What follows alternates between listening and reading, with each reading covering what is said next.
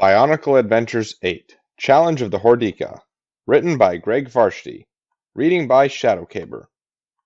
Chapter 7 Mattel reached the top of the staircase even as the first Visorak began pouring into the hangar. There was no time to make a plan.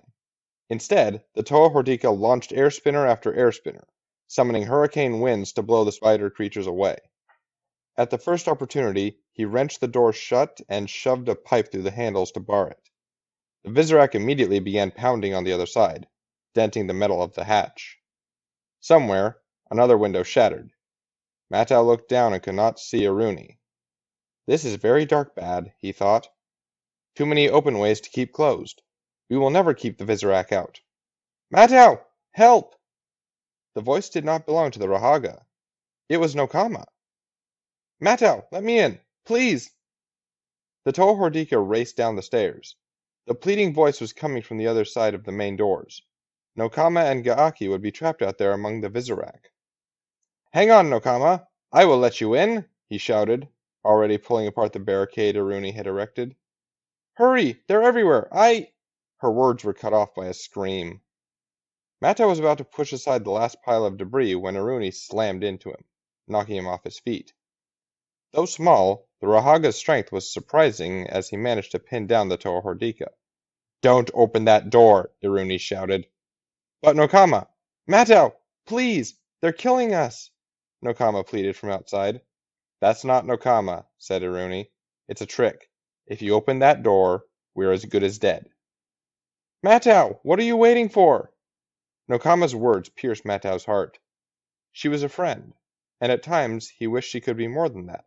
He could not leave her outside to die, no matter what the consequences. He knew her voice. It was her. And why should I believe some Rakshi-headed freak over my own instincts? He asked himself. Mattel threw Iruni off and ran for the door. The Rahaga scrambled to his feet and went after him. Ask her something, Iruni said. Ask her something only she would know. Nokama screamed again. Mattel pushed Iruni away. This is no time for a quick quiz. She is dying. Mattel tore away the last of the barricade. Ignoring Iruni's protest, the Toa Hordika undid the lock and flung the door open. A dozen black Visorak stood on the other side. There was no sign of Nokama or Gaaki. The lead Visorak, Unarak, gnashed its teeth, but the voice it produced belonged to the Toa Hordika of water. Thank you, Mattel, said the Visorak in Nokama's tones. We knew we could count on you. At that moment, the real Nokama and Gaaki were crossing back into Lemmetru. They had successfully hidden the masks of power for loading on the airships later. Now they traveled through the waterways, breaking the surface occasionally to scout the area. It was Nokama who first spotted the tower. It looked like a bad imitation of one of the Colosseum towers, but as she drew closer, she saw the truth was far worse. The tower was made of debris and Visorak webbing. Cocoons containing various Rahi hung all along the sides. At least 100 Visorak of all types swarmed over the structure, reinforcing it. At the top of the tower stood a powerful crimson figure, obviously directing the horde. This was no Visorak. He stood on two legs and towered over the spiders, wrapped in an aura of command. Who is that? What is that? Whispered Nokama. The Who is Sidorak, king of the Visorak hordes. He commands them in the field, said Gaaki. A good tactician. Brutal, his answer to everything is overwhelming force. That has worked well for him. So far.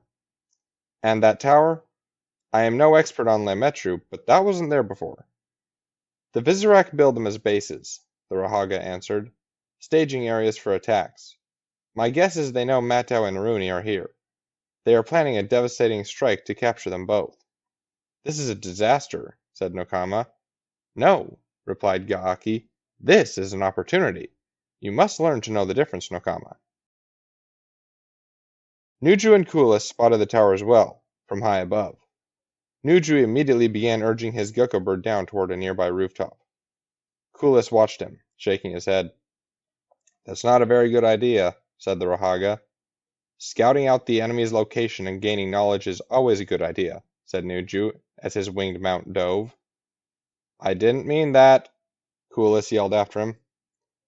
The Gecko came in for a perfect landing on the roof of an abandoned vehicle factory. As soon as Nuju had dismounted, the bird flew off again.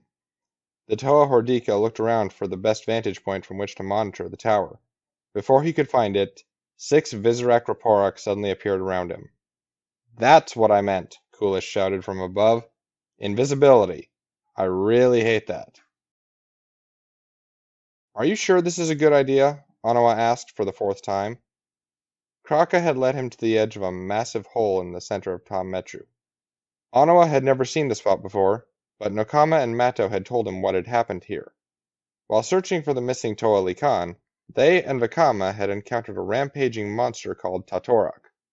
Using weakness discs, they had succeeded in causing the pavement to give way beneath the beast, but not before it had destroyed a large section of the Metru. "Do you have a better one?" asked Kraka, transforming herself into a winged insect 4 feet in length. "We need allies against Rudaka." "And we can't be too choosy about them," said Pooks. Onawa looked down at the tablet in his hand. He had been wondering ever since he had encountered Kraka and Pometru just how it was that he had so conveniently discovered Makuta's lair. For that matter, the tablet had been strangely easy to find as well. "Speaking of proof," he began, "you planted this, didn't you?" Kraka shrugged. "Yes. Rudaka wanted you to learn the truth about yourselves, for her own reasons. I was told to deliver it to you." "Truth? What this says... This has to be a lie," insisted Onawa. "If it isn't..." Kraka looked down from where she hovered in the air. "The only deception was in how you found it. The words are real. Their meaning is real. That is why Rudaka considered it her ultimate tool against you." "Well, she had that right," Onawa muttered as Kraka vanished down the hole. "When the others find out about this, even if we win, we lose." Wanua and Bomanga had been following the Kagrak for what felt like years.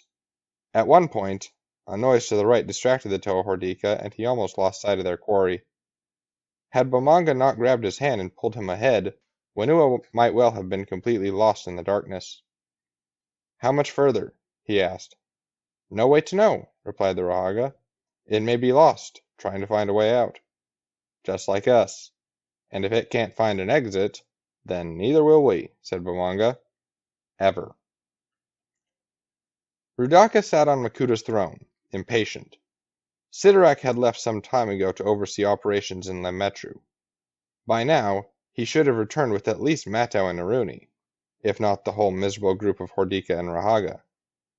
Unless he has bungled it, she thought. If that is the case, then Makuta will be displeased. Once the Master of Shadows is free again, Sidorak will be out of favor, and I will rule by Makuta's side.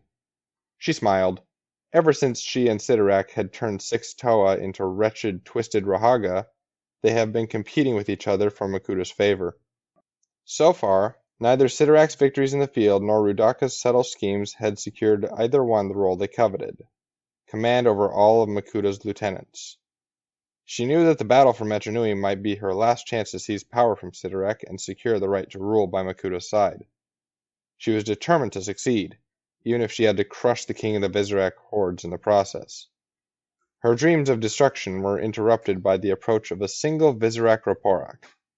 She recognized it as the one she had ordered to keep watch on Kraka. The news it related came as no surprise. "Of course she betrayed me," said Rudaka.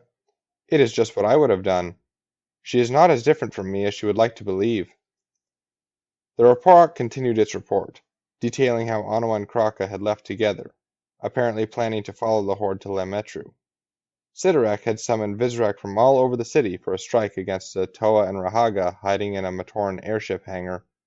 Even now, they were assembling at the tower in Matau's district, waiting for the order to advance.